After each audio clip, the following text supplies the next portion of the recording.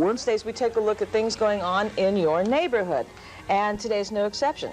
Warren Dean tracked down a unique store in Brooklyn where the beat really goes on.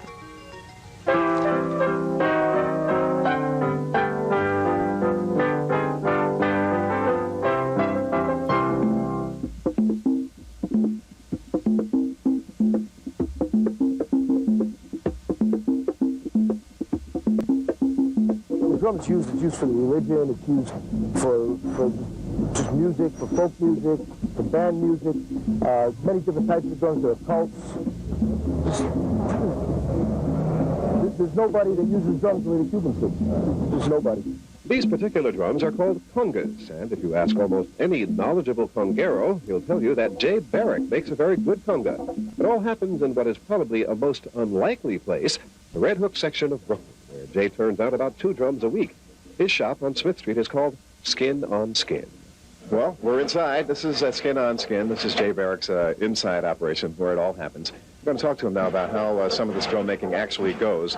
And Jay, you have in your hand now a stave. This is part, I guess this is the smallest and maybe the most important part of the drum. What is this? Well, yeah, this is a stave that's been cut. It's been cut and then jointed, which means that the bevel has been cut into it, which is going to give us the round shape of the drum.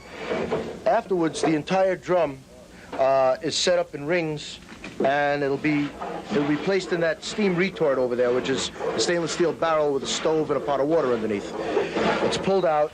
We place a windlass around. This is the bottom of the drum, actually, the wide portion. Mm-hmm. We pull it all together and very quickly hammer those rings up there onto it in order to pull it together. After which it's placed on a stove and fire is put through it in order to form the drums into shape. The drum is smoothed on the lathe and then further finished with a little hand sanding if needed. There are assorted metal rings, hooks, and other hardware needed to keep the skin on the drum and to tighten or loosen the skin to obtain different pitches. That's called tuning the conga. For my purposes, I like a medium thickness. It's got to be a little crisp, you know, to bring out the volume in the drum.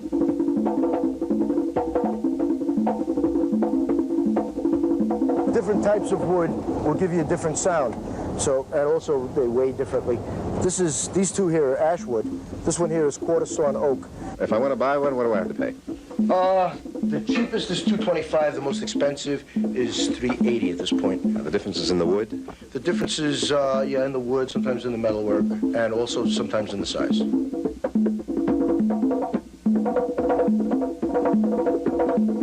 And even though you see Warren here as a reporter on our show, guess what? He is a master of a musician, especially on the conga. You might see him on occasion down in Alphabet City. If there's something interesting going on in your neighborhood, you know, you can always write to us here at Best Talk in Town, 11 WPIX Plaza, New York, New York, 10017.